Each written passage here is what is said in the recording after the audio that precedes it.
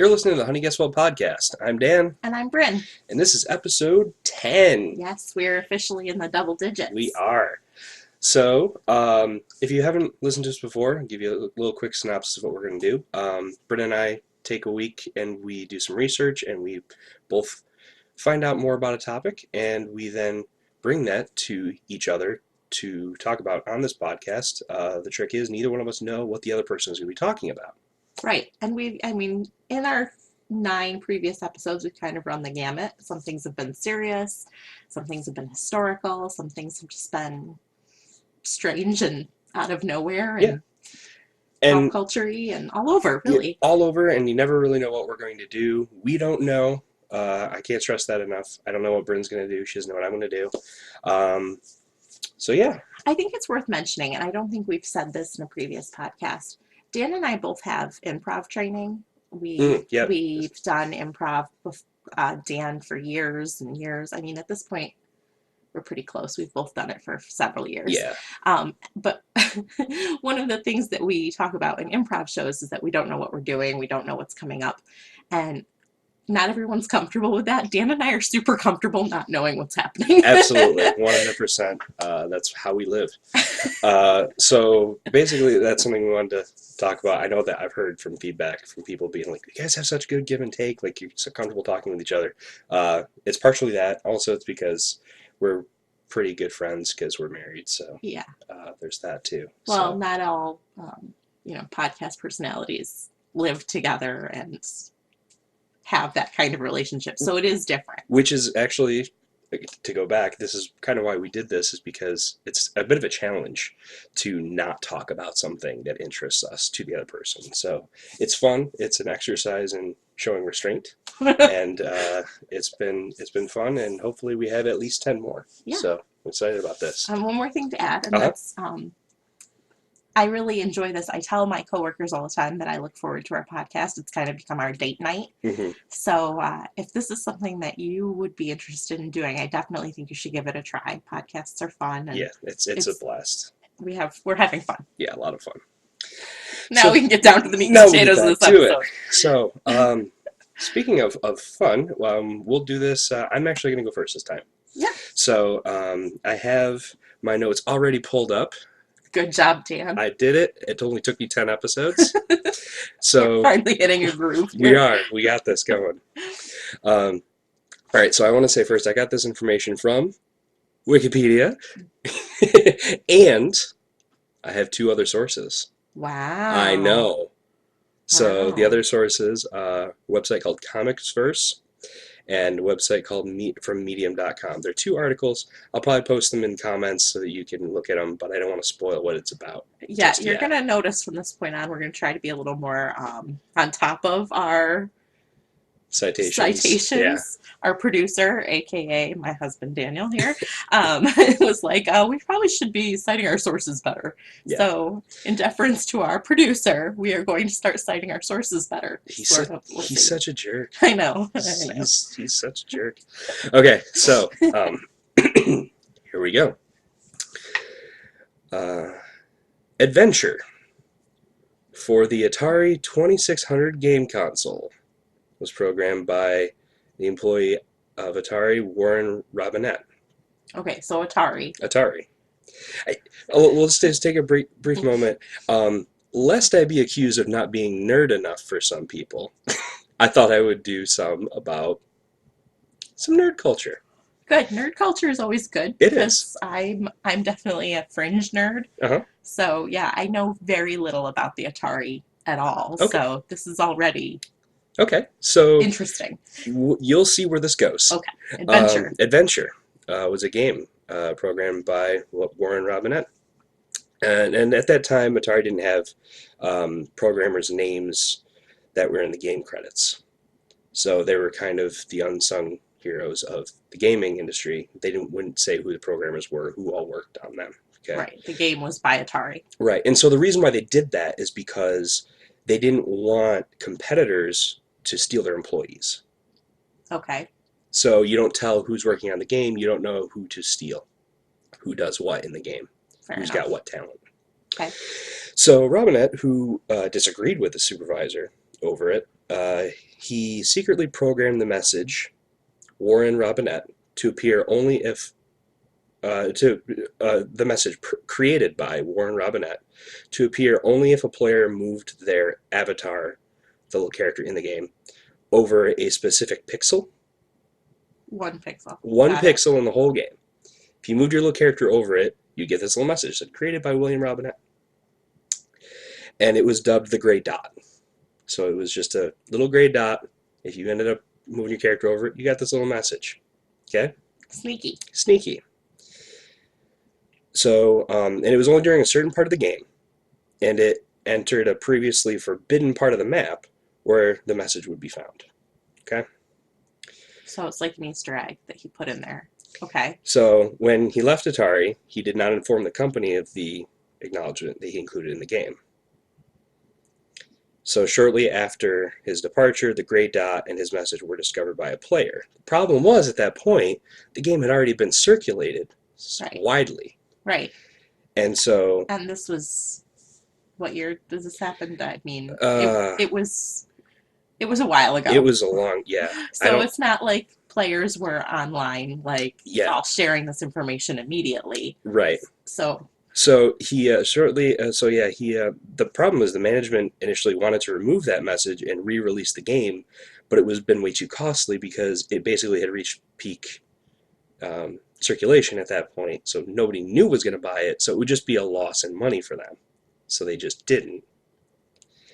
And so instead, the director of software development at the time, Steve Wright, at Atari, he suggested that they keep the message and in fact encourage the inclusion of future messages in future games, describing them as Easter eggs for customers to find. Yep. So I talked about Easter eggs a little bit in a previous episode. This is where we're going in. Okay. Easter eggs. Cool. So Easter eggs have been used in all forms of media. In recent years, fans of the Marvel Cinematic Universe can find all sorts of hidden references to other Marvel movies and works. Right. Stan Lee was essentially a living Easter egg for all the Marvel movies that he was alive for. John Ratzenberger fulfills the same role in the Disney Pixar universe. It's kind of like you just listen to it, in a Disney Pixar movie, you listen to the voices and see if you can find him. Yeah, sometimes it's like a tiny role. He has like one line. Yep. But he's in almost every one. Almost all of them, yeah. And so speaking of Disney Pixar, nearly every one of these films also includes a hidden Mickey. Right. That's been going on for a long time. For a long, long time. Yeah. And so nerd culture, I'm not always on the fringe of. Disney culture? Yeah. See, I knew I would pull you in. I knew it. I was like, this is how I'm going to do it. It's true. And other on-screen objects often tie one film to another. So Scar in Hercules, Scar from Lion King is a rug. Yeah, like a cape. Like a cape that he wears. In Toy Story 3, there's a postcard from Carl and Ellie from Up. Yep, on Andy's bulletin board. On Andy's bulletin board. And in Aladdin, there's the Beast from Beauty and the Beast is a toy on the Sultan's toy tower. Also, Sebastian, I believe, is in one of when Genie's turning him into a bunch of different things. Yeah. So there's all of those things. Okay, so there's that area. Fans of the show How I Met Your Mother will remember in television that Neil Patrick Harris's character, Barney, talks about going to attend the Super Bowl. Mm-hmm. And both How I Met Your Mother and the Super Bowl were broadcast on CBS. Yes. And so during the actual Super Bowl broadcast, a clip was shown of Neil Patrick Harris holding a sign that said, "Hey ladies, call Barney Stinson," which is CBS. And it gave a phone number. The phone number was real, though, and callers were then treated to a voice message from Barney Stinson. But the gag didn't stop there. The next episode included Barney Stinson responding to an insane amount of calls from women, and then he would rush out to meet them for a quick little tryst. All right? Right. So this is something that they've been using a lot through marketing to try to drum up excitement about a project, okay? Yeah, absolutely. Right. So, I don't like, I don't know, maybe you're going to get to it, but I always remember, like, do you remember when Friday nights on ABC they had like all those shows? What did they call it? oh, it was TJF. TJF, right? And like sometimes the characters would like show up on each other's shows, Yes. or yeah, or like so that to me when I think about Easter eggs, I think about that because that was like part of my growing up. Hmm. Sabrina would end up on Boy Meets World or whatever. Right. So So this happens a lot in a lot of different forms of media. Um, um, Video gamers may remember in 2013 there was a fun little RPG. It's a role-playing game. It was called Kanye Quest. Oh, she's grimacing so I need hard. a face. Sorry. So, for those who don't know, role-playing games are games that the player will uh, try to act as if they are making choices for the character in the game, and it allows for more immersion, makes you really feel like, oh, if I were in this scenario, how would I handle it? So it really gives them a really immersive experience. Okay, so there's an RPG called Kanye Quest, and in it you play as Kanye West. Okay, Right. um, this is a in it you're thrown into the future, Sure. and you have to save America with the help of your fellow rappers. Totally get it. Totally get it. Sure. Quality content, absolutely top-notch writing. Okay, Sure. so the developer, This was in 13, you said? 2013. Okay, Okay. the developer, Ascensionism Records. The game was free to download and play, and it was hosted on sites such as Newgrounds and Kotaku. Okay, um, those are websites. Basically, this is a PC game. It would look, if you're familiar with video games, it would look a lot like Game Boy, like color, like Pokemon. So like not super Yeah, realistic. super 2D and Yeah, like, two yeah. dimensional. Yeah, Yeah, yeah. absolutely. Okay, so that's about what you can just visualize in your head. Um, it was essentially a meme game. Okay, and it wasn't anything terribly special. It was fun to play. And had it was some silliness in it, some jokes in it, but it wasn't anything that was groundbreaking. Um, and most people moved on and never thought about it much. However, recently, data miners discovered that this game included multiple endings. Okay. Okay. So they were like, oh, well, let's figure out what this is. You know, after the fact, we have technology, we can really delve into what the coding of this game is and see what things are. That's when things got weird. Oh, that's when things got weird. Okay. Yeah. So, um, if somebody knew exactly the right steps to take in the game, a darker secret would be revealed to them. Uh-huh. And Uh, so early in the game, like in the first few minutes of playing, the player can interact with a non-player character or NPC, a non-player character that would ask the player, "What would you like to do?" And it leaves a space, like blank space, where the player can write in any answer they want, up to 6 letters long. Okay, so you could write dance. you You could could write write absolutely. fly. You could Yep, write whatever. Okay. and the standard response programmed into the game is just, "Yeah, cool. I want to blank too." Okay, and it was just that's where the conversation would end. You'd go about your thing. It was just a silly little thing to try to get people to be like, "Oh, I can interact with this thing." So, and then the game would continue, and everything would be as expected. If, however, the player typed the word ascend, a line of error looking code would appear, and the player would be transported to another level. Okay. So in this level, where you would normally see your little Kanye West character, Kanye character is gone, and it's replaced with a butterfly. Okay. The newborn butterfly players receive the following message on the screen. Okay, this is all text. There's no audio speaking in Yeah. this, so it's all text. Congratulations. You have proven yourself to be an open-minded and curious thinker. We must apologize for deceiving you, but we can reveal the game you were playing until this point was a front, constructed to protect what you are currently accessing. Your eyes are so What wide the right what? now. What the what? Yep. Is this some sort of like cult entry? What is happening right now? It continues. We must ask that you do not reveal this area to the public. If you believe that you may be prone to revealing information or do not wish to participate, please close this program immediately by pressing Alt F4 or selecting the No option when it appears.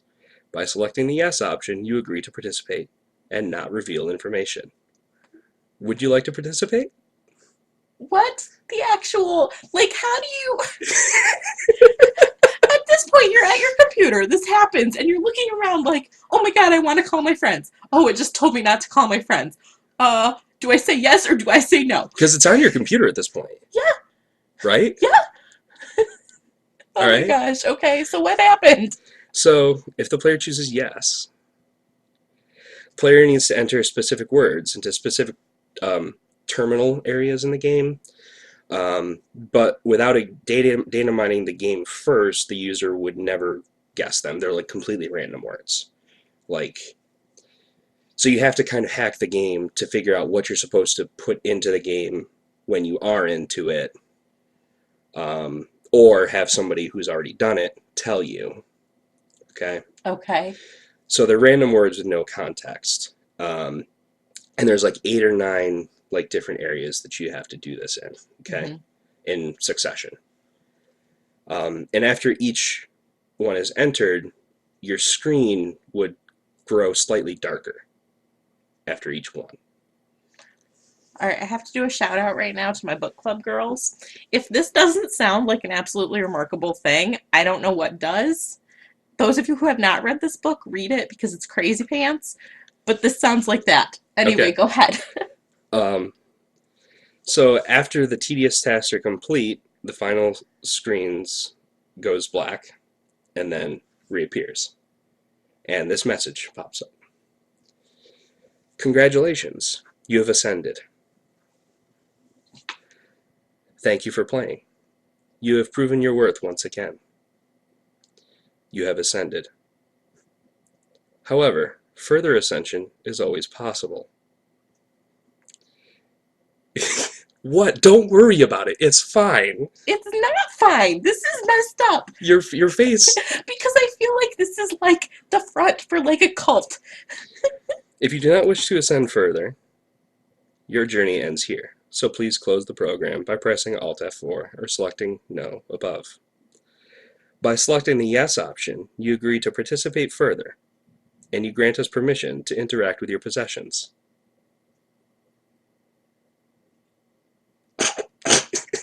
I'm not okay with any of this. Would you like to participate? No. That's the right answer. So, Okay.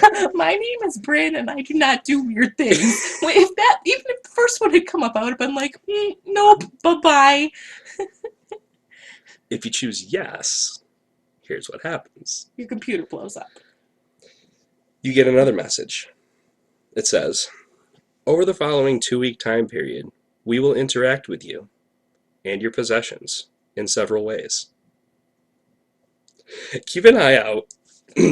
Keep an eye out.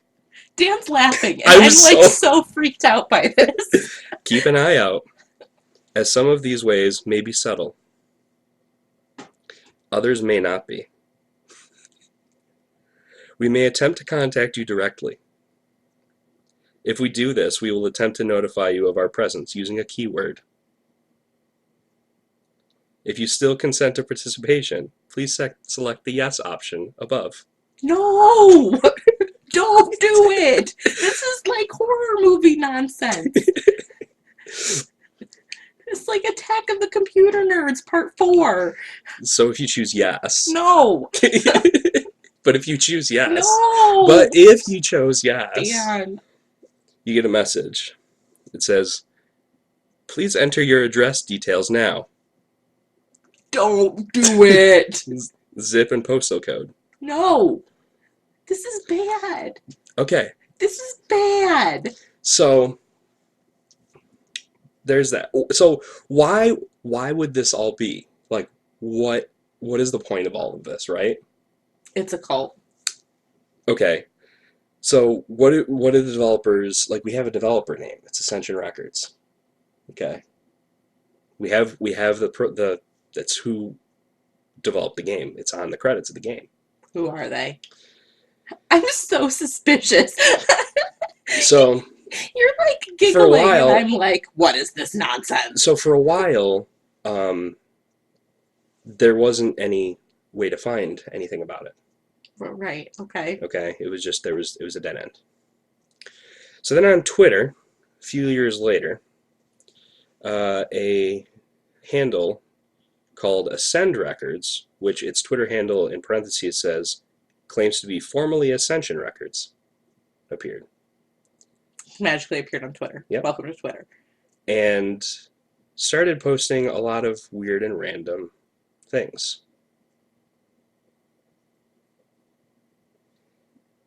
So,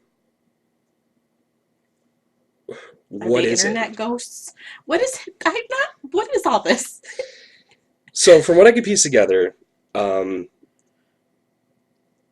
I read the articles that I read about this. I could not find any primary information on this game. The game itself, if you try to Google it and find it right now, you can't find it. It's been removed from the internet because nobody will host it after these articles came out about it. Okay? Nobody will put it on their website. So, Is it aliens? allegedly, though, the website that it was tied to was an occult. Yes, like you said, that believed in ascensionism. And so I'm going to just go through some of their beliefs real quick, just real quick. Just don't worry about it. Don't think about it. I'm just going to go through it. They believe your soul only stops reincarnating when it's satisfied with the life you've led, at which point it's broken down to create new souls. Okay, that's not too crazy. Sure. They believe that, I mean, reincarnation and all that, whatever. Yeah. Okay. They believe that everything that will ever happen to you was decided upon by your soul before you were born. Okay, so you have no control. Okay, weird.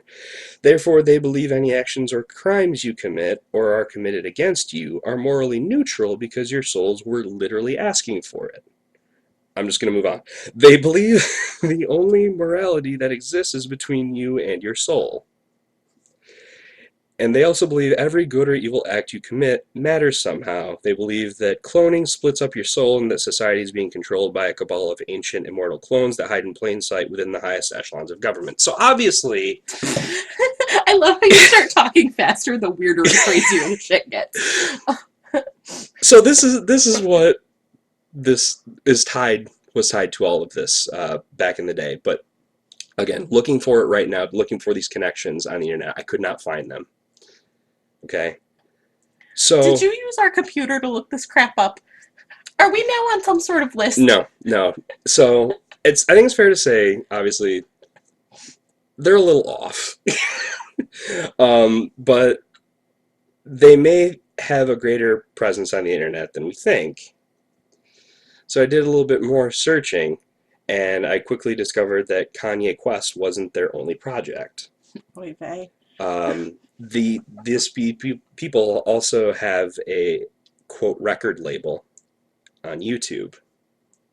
I'm not going to say what it is because I actually don't want to promote them or have people look and find them, where they post music, quote, that ranges from normal to what one of the writers in the articles describes as auditory terrorism.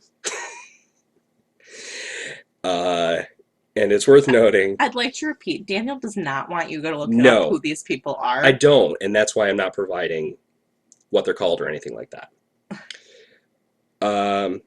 And so it's worth noting that this channel appeared the same year that the game was released. Okay.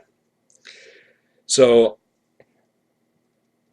I was like, okay, what's this YouTube channel? What is that? And so I listened to 6 seconds of one thing because I was like, what is this auditory terrorism? Best way I can describe it, I made it, I think it was 5 or 6 seconds into it, and I was like, no, this is just awful. I hate that it took you to that point to be like, no, don't go any further. I feel like I said no, don't go any further like a long, long time ago, Dan. So, best way I can describe it, it sounded like microphone feedback and like intelligible voicing. And I was like, no, I'm done. This is awful. Yeah, they probably earwormed into your subconscious, and now you're gonna kill me when I'm sleeping. No, no, definitely not. So, yeah, basically, that I say all that to say this.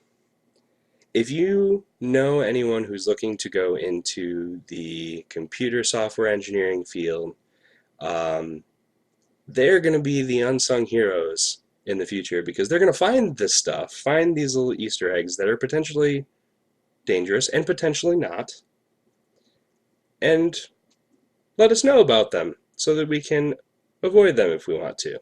So, thank you to the data mining community for finding this stuff so that we can be aware and not not support things like that. Except Dan just gave you 20 minutes worth of information about it. That doesn't exist anymore on the internet. Oy vey, Dan, that was intense. So yes, thank you to data miners for that. We started so innocuously. Yeah, Like it was about Easter eggs and we were talking about Disney and I was feeling good. And now I feel like I want to take a brain bath. yeah. So I will say that there's a good thing too. The game initially did not have a way to access the internet. So you download the program file, it didn't have a way to reach back out to the internet. So if you want to have a silver lining to this, it is a possibility that this was all just an idea to be a viral marketing thing, and that all of the other things are circumstantial. So it wasn't connected like via cookies. Correct. Weren't getting people's addresses unless some idiot actually put it in. Well, and if you put it in, the game didn't have a way to send it back. Okay. However, I feel slightly better about that. Games are sometimes patched later on. And so if you're like, oh, this game, that I have has an update to it, that could have happened at some point. It didn't, but it could have potentially. So still weird. Very weird. Weird. Yeah, and so that is. Well, thank you for sharing. It was definitely interesting. Yeah. I'm curious as to how you got there. What rabbit holes led you there? Yeah, my one of my coworkers had mentioned like this weird weird game, and I was like, this is really weird, like that you mentioned that, and he's like, yeah, it was like ties to like some cult or something, and I was like, that's weird. I want to find more out about that. I'm gonna freak Brynn out this week. Thanks. Yeah, it was fun. Thanks. So we're gonna pause for an ad break right now, and we'll be back in just a minute. All right, so it's Brynn's turn now. Well, mine is nowhere near as terrifying as yours. That's great. Mine's actually good news. Yay! I did research. I actually have several sheets of paper in my hand. Can confirm I see them with my own two eyes. Weirder things have happened, but I did do research, and I have quite a lot of notes here, but I think I'm going to actually whip through it pretty quick because I'm excited about it. Okay. So I'll get to my citations at the end. I don't want to give things away, but you've stayed in a hotel at some point in your life, yes? At least one. At least one. Things about hotels we love. Little tiny pieces of soap. Uh-huh. Shampoos. Yeah. Conditioners. What happened to those after we leave the hotel room? Oh, you say this is happy, but... No, it is. Oh, okay. Maybe... Can I take a guess, or do you want me to... Sure, go ahead. Maybe they get donated to, like, animal shelters, or, like, the, the oil relief thingies, or whatever. I love when you're hopeful. You're so cute. I knew it wasn't going to be that good. Okay, so hotels throw away dozens to even hundreds of soap bars daily, depending on the size of the hotel. Okay. More than 2 million bars of soap per day are thrown away in the U.S. from hotels. Okay. I mean, I guess I'm happy that they're not repackaging them and letting people use them. I'm Well, happy about that. Uh-oh. Oh no, no. no, no. Let me get to what I'm going to get to. But that's a statistic. More than 2 million bars per day in the U.S. have been thrown away from hotels. Okay. Meanwhile, the World Health Organization um, estimates that millions of lives could be saved annually around the globe if people had access to bar soap and hygiene education. Oh, okay. So, okay, so there is this waste that's happening Yeah. and this need that's happening. Right. How do we converge the two? Well, the good news is that a businessman had the same thought.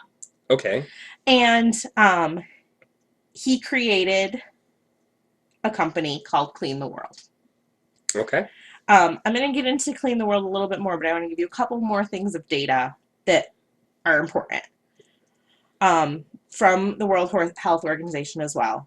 Worldwide, pneumonia and diarrheal disease are the leading causes of death in kids under 5 years old, Yeah. due mainly to poor hand washing and lack of hygiene products. Yep. Um, Approximately 3,000 children die almost daily from preventable disease. Yeah. So it's really important that we get soap into the hands of people who really need it. Yeah. So Clean the World is a program that partners with over 8,000 hotels and resorts around the world. 8,000 currently, not when they first started, obviously, Right. to recycle soap and discarded hygiene products that would traditionally end up in landfills. Okay. The discarded product is sorted, disinfected through a certified recycling process that removes all possible pathogens, Right. Okay. grinded down, and then reformed into bars Mm-hmm. or repackaged if it's liquid Right. product, Yes. and then packaged for distribution. Cool. So in 2009, this businessman, he was like, this has to happen. It's when they started. Since they started in 2009, they've diverted more than 20 million pounds of waste that would have gone to landfills. I mean, that alone is amazing. So just from that green movement standpoint, like that's 20 million pounds of trash that did not go into a landfill. Right. Exactly. Like you said, even if there is no other part to it, that's incredible. Right? That is. Then they've distributed more than 53 million bars of soap in over 127 countries. That's all of them.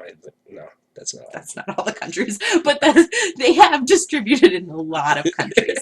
They started in Florida. So this businessman and some other people, they got together, they figured out the process. They had the process tested by several different university groups and independent testers to make sure that they really were killing all the pathogens before they were passing along the soap.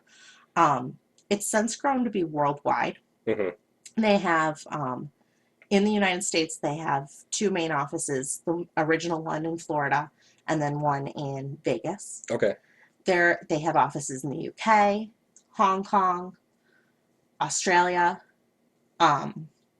It's become worldwide. Not only is this product delivered to places of the most need, those areas also receive hygiene education. The Clean the World Foundation, which is the international foundation, is continually working for universal access to clean water and overall improvements to the quality of life for vulnerable populations around the world. Awesome. It is awesome. It is awesome. So now you're probably wondering, okay, well, how can I help? Sure. Right? Yeah. Because the first thing I hear when I hear it's like this amazing program. Yeah. What do we do? What do we do? How can we help? The most important thing is to encourage local hotels, motels, and inns to enroll in the recycling program. It's a low-cost thing that they can do. Clean the World sends them bins that they sort the products into and then sends them shipping labels to ship the bins back. That's great. They will also provide training materials so you can train your staff and more information if you're just looking for more information. So the very first thing you can do is encourage local hotels, motels, and inns to sign up, which they can do on the website and request more information. Mm-hmm. especially nowadays, businesses love like green initiatives. They're always looking for ways to be more green. I'm wondering if there's something that you could do, like when you go on a trip, when you go to a hotel, bring a little pamphlet or flyer with you. Bring a printout. Something be like, hey, do you guys participate in this program? It'd be really cool if you did. Well, and there's a great way to figure out. So the next thing I said is to use hotels and resorts that are already partners. You can go on the website and you can look it up by state or by hotel and Uh, see if they participate. So that you can choose hotels that are participating, or see, like, if you have a favorite hotel and see that they are not on the list, you can go and take them information. I bet you could even flip that and say, a lot of competitors are already doing this. Wouldn't it be cool to be part of this movement and say that you do it too? Absolutely. There are some really big partners already. Disney is a partner. Hmm. Hilton is a partner. Okay. Carnival Cruise Lines is a partner. Cool. Very good. So, and I mean, and there are lots. I looked up local places. There was like 3 whole pages of New York hotels, Oh, wow. including the hotel in Casanova Oh, nice. is on the list. So there are a lot. It was like 167 pages Yeah, of hotels that were participants. And you can even see how much pounds of product that they've recycled and how many bars of soap that then made to go on to other that's places. really cool. It's really cool. I spent a lot of time just like looking at the list and like looking in. So like I mentioned, Disney's a partner. Their numbers, of course, are like crazy Yeah, huge. they're almost never vacant. Like, Right. And yeah. they're right there in Florida. So you know that their stuff is getting taken care of right away. And it just like, it makes me feel good that Hmm. that is happening. Another way that you can help is to donate or volunteer right on their website. Uh, Donating, of course, with things like this, a little bit of money goes a long way. And we've seen other programs and podcasts where like donating money or in time is like the two best things. Even Yeah, if you even absolutely. if you think you're donating products, it's a helpful thing, but time and money are the two things that they really And need. for a while, I guess they were accepting products from individuals, but because of the sheer volume of like stuff that they have to do from the big hotel bins, it's hard for them to get small packages from individuals. Yeah, So right their now, efficiency goes way down. right. So Yeah, right now they are not accepting donations from individuals, but they may start doing that again. But sure. currently they are not. And that's a great problem to have. Oh yeah, yeah. Yeah, if to say like we have too much work to do. That's awesome. And then the other way that people can help, which I thought this one was super cool, and I'm definitely going to look into it more. Companies, clubs, and service organizations can host hygiene kit building events, Okay. and the company will send you the hygiene kit stuff, like all the product and kits, and then you put together a group of people who put them together. Oh, So it can be hosted by like a church group or a Girl Scout troop or those kind of I things. was just thinking that's a And really people good come community in, service type yeah, thing. Yeah. and build the hygiene kits, and then they are used in the community to go to homeless shelters, women's shelters, foster groups, foster care groups, that kind of thing. Yeah. That's So, that's really awesome. and yeah, so it's definitely a really cool service project that I'm really interested in. So, and the supplies, the soap and everything is provided by Clean the World. So, um, it's just like all good, all good. Yeah. So, I mean, I didn't have a ton of things to say because I knew once I got going, I was going to be like, because it's really cool. But I definitely want to tell people to go to their website. If you're in the United States, and I think most of our listeners are, you can go to their original website, which is just cleantheworld.org. Okay. There's tons of information on there, like I said, lists of hotels, how to volunteer, how to do the kits, places to donate. You can watch some of their backstories, you can hear testimonials. It's a really cool website. And then the foundation, which is the global foundation, is cleantheworldfoundation.org. And there's a lot of cool information on there too. So about like their wash program and how they're getting clean water to the different communities, and um, some of their education, the people who come in and educate the people in the communities about hand washing. And it's like really feel good stuff. It's like really feel good stuff. Like waste an afternoon on cleantheworld.org Uh, because and seriously, like I know lots of groups that look for things that they can do.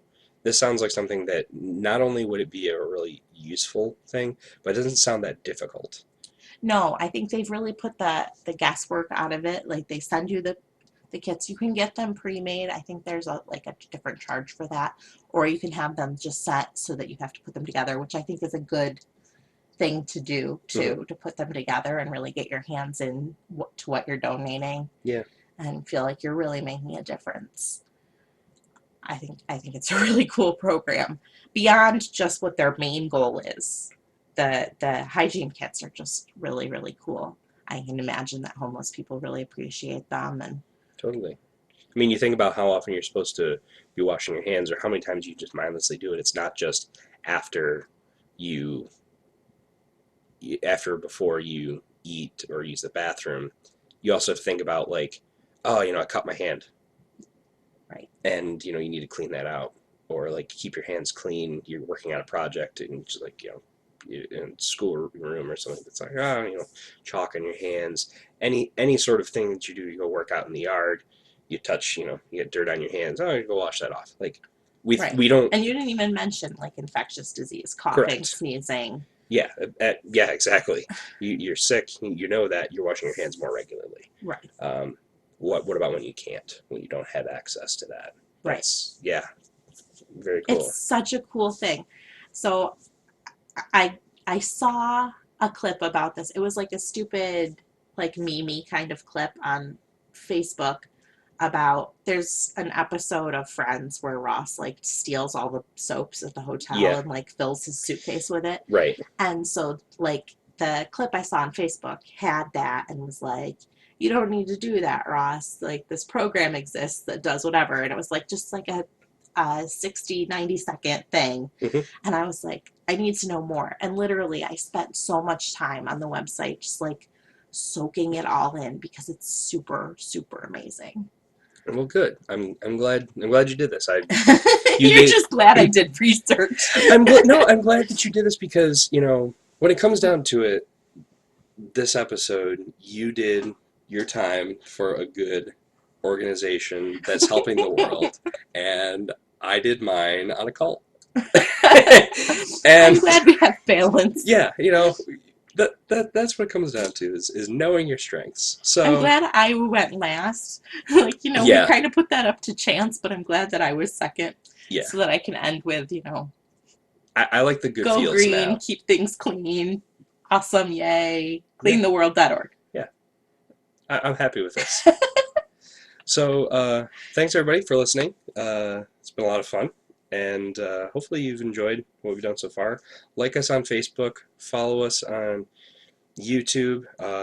Yes, please, if you get a chance, just pop over to YouTube and subscribe. It's good for us to have more subscribers, even if you don't do your main listening there. Mhm. We do plan to have another extra take coming soon. Yes, I'm So, working on and a that will go to YouTube first. I'm working on a special project. It's Are you taking. are you perming your hair too? I might.